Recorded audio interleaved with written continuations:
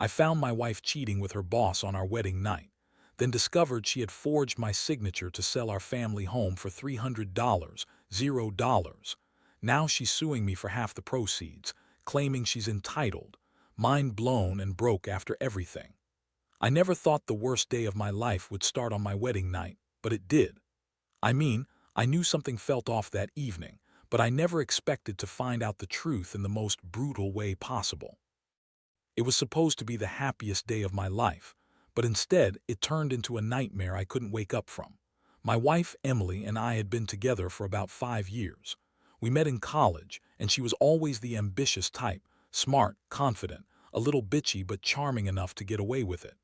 We got married in a small ceremony with just close friends and family.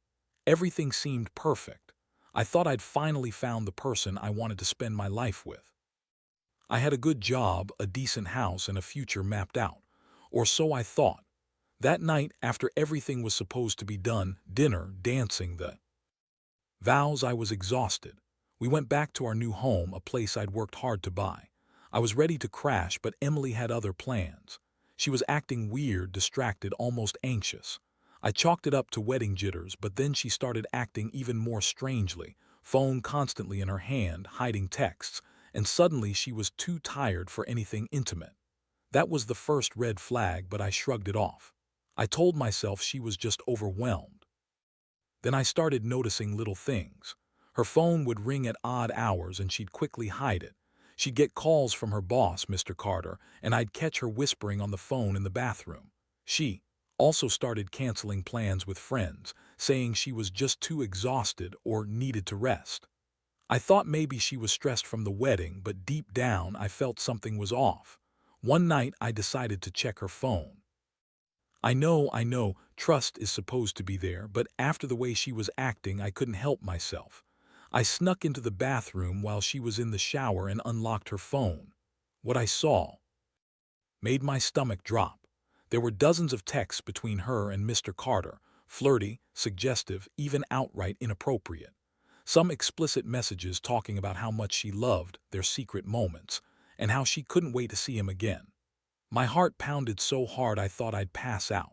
That was the moment I realized my wife had been cheating on me even before I put the ring on her finger. All my dreams of a perfect life with her just shattered in an instant. I felt betrayed, humiliated, and furious all at once. I wanted to confront her right then and there, but I needed to get more proof, something concrete that I could use to really make her face what she'd done. Over the next few days, I followed her routine. She'd leave early for work, but I knew she was going to meet Mr. Carter. I saw her sneaking out after hours, and I even found a hotel receipt in her purse from a weekend getaway with him. That's when I knew I had enough evidence to confront her properly. But I didn't want to just yell and accuse. I wanted to catch her in the act, to make her see that I knew everything. I started digging into her phone and our bank accounts. I found out she'd been funneling money into secret accounts, money I never knew she had. Turns out she'd forged my signature on some documents to sell our family home, a house I'd worked my ass off for $300, $0. I was blindsided. She'd been planning her escape behind my back all along. I couldn't believe she'd do that, sell our home, the only thing I had left that was ours, to fund her affair with her boss. The more I uncovered, the more my blood boiled. I felt like I'd been punched in the gut so many times I couldn't breathe. How could she do this? How could she lie, cheat, and then try to steal from me? I honestly didn't know whether to cry, scream, or just sit there in numb shock. It was like my entire life had been a lie, and I was left with nothing but the wreckage. I knew I had to confront her. I needed answers, but I also knew I had to be careful. Emily was manipulative, a liar who would spin any story. To save herself, I decided to wait until I had all my ducks in a row, more evidence, a plan. I wanted her to see that I wasn't some naive husband who'd be fooled easily. I wanted her to see that I knew everything. Because once she realized I had her cornered, I was going to make her regret everything she'd done. That night, I sat in the dark with her phone in my hand, feeling the weight of everything I'd uncovered. The betrayal was so deep I could feel it infecting every part of me. I thought about how she'd lied to my face, how she'd betrayed our vows, and how she'd planned all this while pretending to be the innocent wife. I felt broken but also determined. I didn't know what I was going to do next, but I knew one thing. I wasn't going down without a fight. The next few days were a blur of planning and trying to process the chaos I'd uncovered. I couldn't sleep, couldn't eat. Every time I closed my eyes, I saw her face smiling, lying, cheating. The house that was supposed to be our sanctuary now felt like a prison. I could believe I married someone so manipulative, so cold. The betrayal cut deeper than I thought possible, and honestly, I was furious at myself for not seeing the signs sooner. I started talking to a lawyer, trying to figure out what my options were. The forged signature on the house sale was the biggest shock. She'd completely stolen from me. I hadn't even suspected she'd go that far. The $300, $0 from the sale was gone, transferred into accounts I didn't even know existed. I felt like I'd been played for a fool. I also learned she was planning to sue me for half of the proceeds, claiming she was entitled because she was married to the house. The audacity. I couldn't believe she'd try to steal more from me after everything she'd already done. Meanwhile, Emily kept up her act, acting innocent, bitching about how I was overreacting, accusing me of paranoia. She'd lie through her teeth, insisting she was just stressed from the wedding, or that I was reading too much into her texts. She denied everything, even when I had the evidence right in front of her. She told me I was crazy, that I was accusing her of something she didn't do, even though I had screenshots, receipts, and hotel confirmations. She'd get defensive, call me paranoid, and say I was just jealous of her success with her boss. But I wasn't buying her bullshit anymore. I knew what she was doing. I knew she'd been cheating, lying, and planning her escape while pretending to be the perfect wife. I started secretly recording her conversations, just to have proof if she tried to deny things later. I also hired a private investigator. I needed to know how deep this betrayal went. Turns out she'd been having an affair with Mr. Carter for months, probably even before the wedding. That was the icing on the cake. She married me just to get her hands on the house and the money, then cheated behind my back the whole time. One night she came home late, smelling of perfume I didn't recognize. I confronted her and she snapped. Her voice was bitchy and defensive, accusations flying, trying to turn everything around on me. "You're crazy," she spat. "You think I'd cheat on you. You're just insecure. You're paranoid because I don't love you." That was her go-to line: deny everything, call me insecure, and act like I was the problem. But I had enough. I sat her down and showed her all the evidence: texts, bank statements, hotel receipts. Her face went pale. She tried to lie her way out, but I was done playing her game. The emotional toll was brutal. I felt betrayed, angry, humiliated. I'd trusted her with everything: my heart, my money, my future, and she'd thrown it all away for some affair and quick cash. I kept asking myself, how could she do this? How could she be so manipulative? I'd never thought she was capable of this level of deceit. It was like waking up from a nightmare, only to realize it was real and I was the one left bleeding. But here's the thing. Despite all the pain, I knew I had to make a choice. I could let her keep lying, keep pretending she was innocent, or I could take control of the situation. That's when I decided I wasn't just going to sit around and let her screw me over anymore. I was going to fight for what was rightfully mine: my house, my money, my dignity. I'd spent years building my life, and I wasn't going to let her destroy it all for her selfish needs. So I started building my case, gathering every shred of evidence I could. I contacted a forensic accountant to trace the money she'd stolen, and I filed a legal claim to stop her from selling the house or taking any of the proceeds. I also started to plan my next steps: how to protect myself financially, how to make her pay for what she'd done. I knew she'd try to twist things, spin stories, and manipulate her way out of it, but I was ready.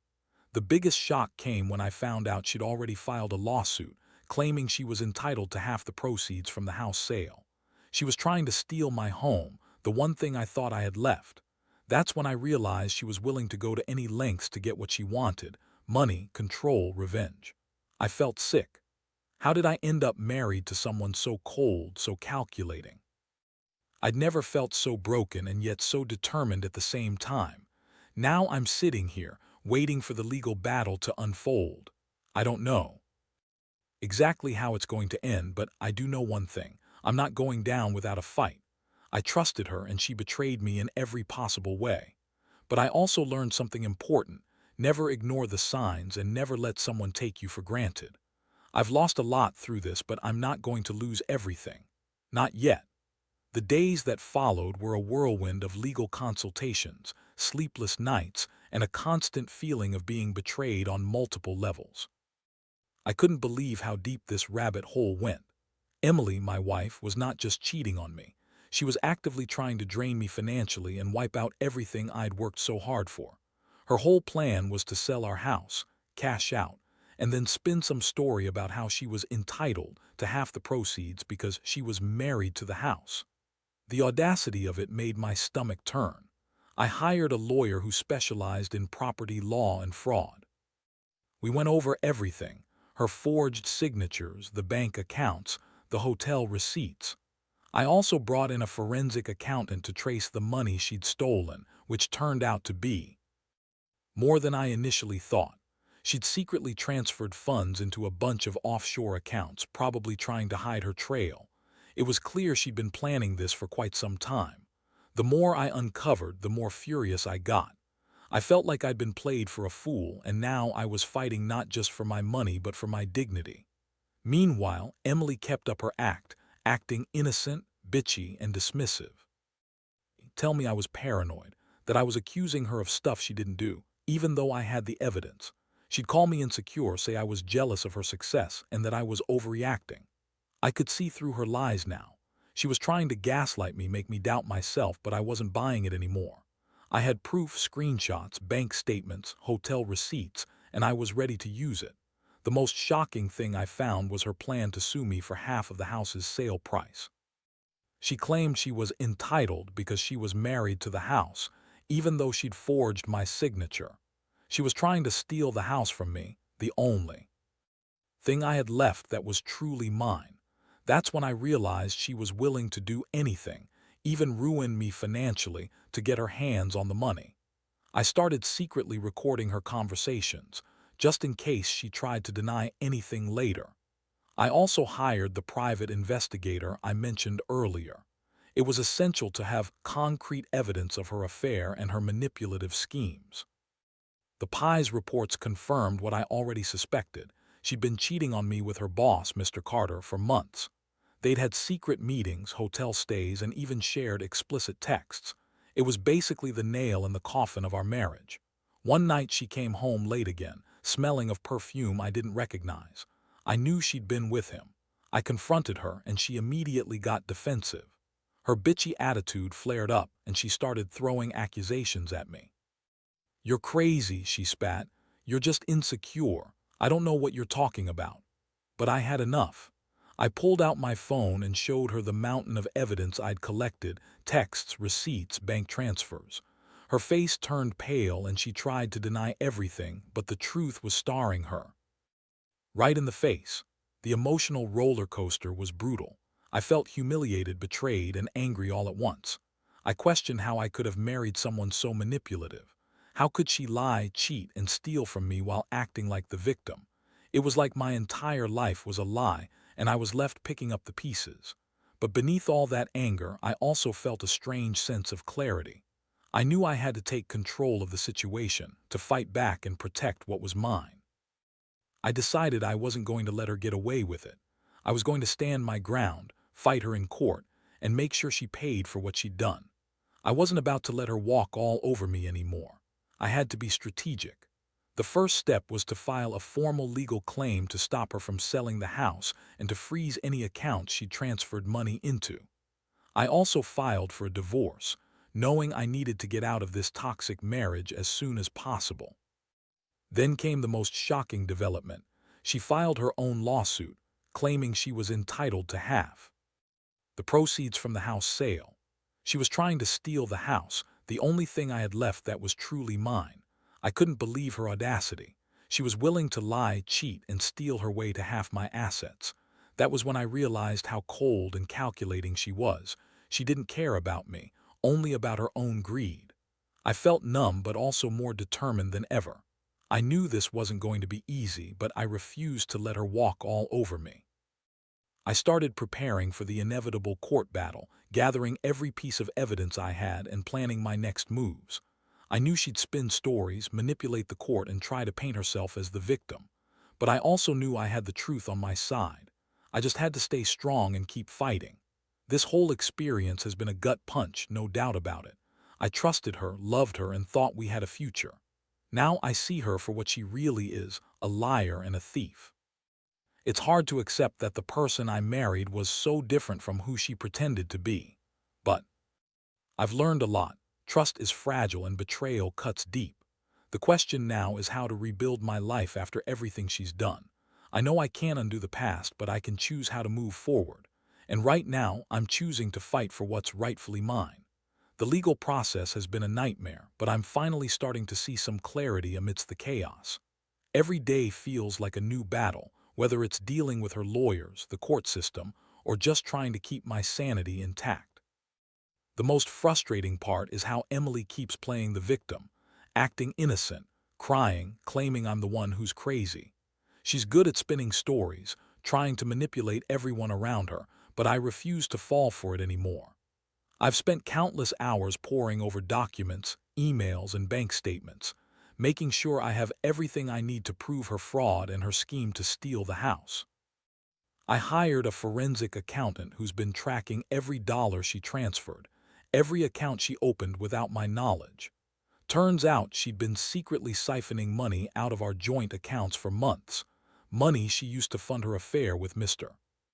Carter and to finance her plans to leave me high and dry. I never suspected how deep her lies went until I saw the cold, hard numbers. Meanwhile, Emily's legal team is doing their best to muddy the waters. They keep claiming that she's entitled to half the house because she's married to me, even though she forged my signature on the sale documents.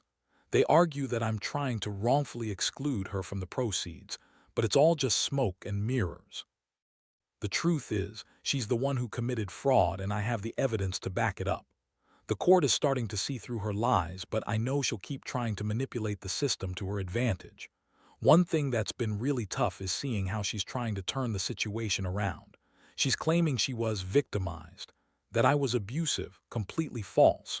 She's trying to paint herself as the innocent wife, the victim of my supposed paranoia. The irony is so thick I could vomit. She's the one who lied, cheated, forged my signature, and tried to steal everything I worked for. Yet she's the one crying and playing the victim. I realize now that this is her typical MO: blame everyone else, spin the story her way, and hope she can get away with it. I also have to admit, I've been feeling a mix of anger and heartbreak. I keep questioning how I didn't see this coming, how I married someone so manipulative. The trust I once had is shattered, and the betrayal feels like a knife twisting in my gut. But at the same time, I've been trying to focus on what I can control, getting my finances in order, protecting my assets, and preparing for the next phase of this nightmare. I've started seeing a therapist to help me process everything emotionally. It's not easy, but I know I need to stay strong. The most recent development is that Emily's lawyers filed a motion to dismiss my claims, arguing that I have no grounds because I failed to prove her fraud. But I've got bank records, forged signatures, and her own hotel receipts. The evidence is clear, and I plan to push forward. I've also been working on a detailed timeline of her actions, when she started cheating, when she forged the documents, and when she transferred the money. It's all there, laid out piece by piece. I want the court to see how calculated her actions were. Throughout this, I can't help but feel a sense of betrayal that's hard to put into words. I trusted her with everything, my heart, my future, my money, and she threw it all away for her own greed and selfishness.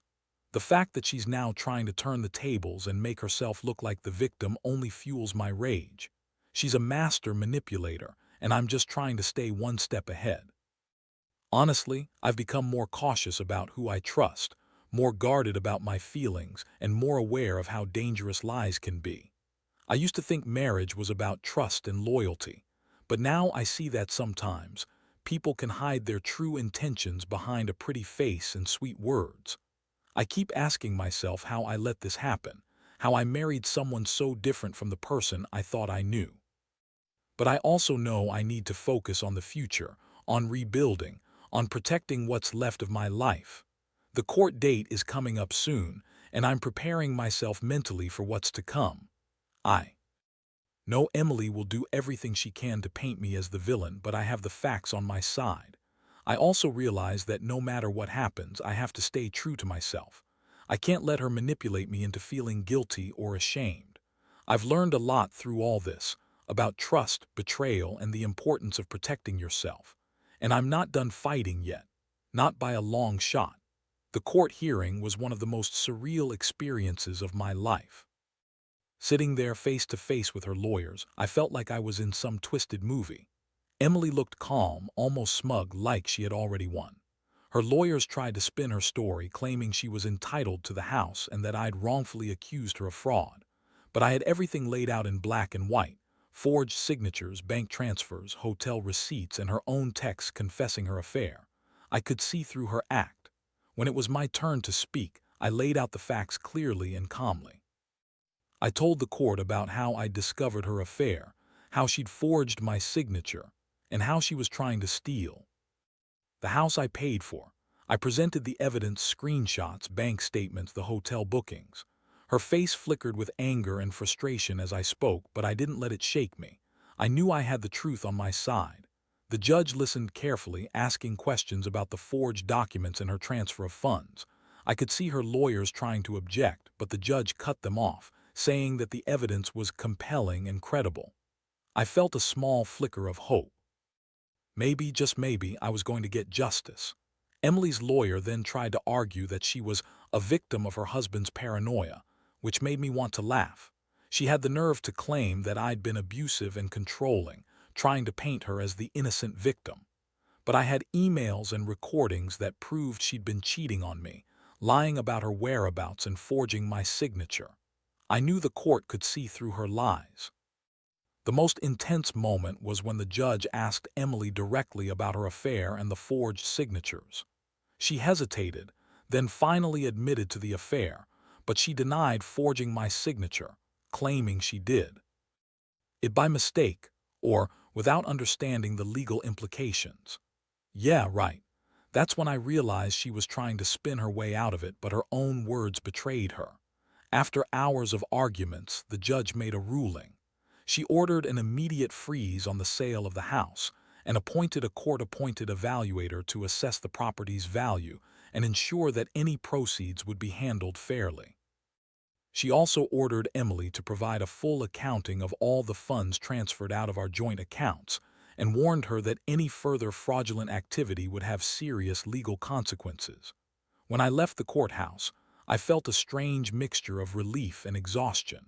The fight wasn't over yet, but at least I had some legal backing now. I felt like I'd finally taken a stand against her manipulations. But I also knew she'd keep trying to twist things, to spin her story, and to manipulate everyone around her. That night, I sat alone in my apartment, reflecting on everything. I felt a deep sense of betrayal, but also a strange sense of empowerment. I had fought hard and I'd won some ground. The truth was finally out, and I'd done everything I could to protect myself and my assets.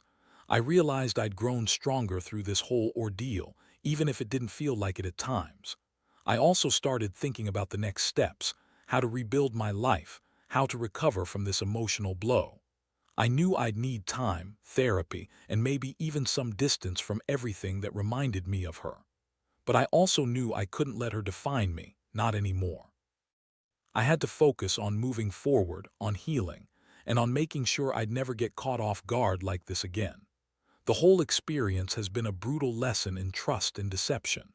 I never thought I'd be in a situation where I'd have to fight for what I thought was rightfully mine, but here I am. And honestly, I'm proud of myself for standing up, for fighting back, even if it's just the beginning of a long road ahead. I've learned that some people are capable of incredible deception, but that the truth always finds a way to come out. Now, it's just a matter of making sure I come out stronger on the other side. In the days that followed the court hearing, everything started to settle into a new, uncomfortable normal. I kept replaying the events in my head, her betrayal, the lies, the forged signatures, and I couldn't help but feel a strange mixture of relief and emptiness. The legal victory was a small comfort, but it didn't erase the deep wounds she'd left behind. Still, I knew I had done everything I could to protect myself and what was mine. I moved out of the house shortly after the court's order. Being there felt like walking through a ghost town, every corner, every room, a reminder of what was lost. I rented a small apartment nearby, just enough space to breathe and start rebuilding. The process of packing up my things was brutal, but I forced myself to do it. I told myself that holding onto the pain wouldn't help anything. I needed to focus on the future, no matter how uncertain it looked. Therapy helped more than I expected. Talking through everything, my feelings of betrayal, anger, confusion, allowed me to process the chaos. I realized how much I'd trusted her, how naive I'd been to overlook the signs. But I also learned that I wasn't alone. Friends and family rallied around me, offering support and reminding me that I deserved better. Slowly, I started to regain my confidence, piece by piece. Financially, I'm still navigating the aftermath. The court's order to freeze the sale of the house meant I was temporarily safe from her plundering my assets further, but I knew the fight wasn't over. She's still trying to twist the legal system to her advantage, and I have to stay vigilant. I've hired a new lawyer to continue fighting her claims, and I'm working with the forensic accountant to ensure she doesn't get away with any more sneaky transfers or fraudulent activity. Reflecting on everything, I realize how much this experience has changed me. I used to believe in the idea of forever, in the sanctity of marriage, and in trusting someone blindly. Now I see that people can hide their true intentions behind a pretty face and false promises. I've learned that you have to be cautious, that trust must be earned, not freely given. And most importantly, I've learned that standing up for yourself, even when it's painful, is the only way to regain control of your life. I don't know what the future holds, but I do know I'm determined to rebuild from this. I've started focusing on my career, investing time in hobbies I love, and reconnecting with friends I'd neglected. I've also made a conscious choice to prioritize my mental health, something I wish I'd done sooner. This whole ordeal has taught me that resilience isn't about avoiding pain. It's about facing it head-on and refusing to let it define you. To anyone reading this who might be in a similar situation, trust your instincts. Don't ignore the red flags, no matter how small. When something feels off, dig deeper. Protect yourself and don't be afraid to fight for what's rightfully yours. The truth has a way of coming out, and in the end, honesty and integrity are what matter most. Looking back, I feel a strange sense of closure. My marriage, as it was, is over. But I've gained something much more valuable, a clearer understanding of who I am, what I deserve, and the importance of standing up for myself. The pain will fade, but the lessons will stay with me forever. And as hard as this has been, I know I'll come out stronger on the other side. I have to, because if there's one thing I've learned, it's that no betrayal can take away your ability to rebuild and move forward.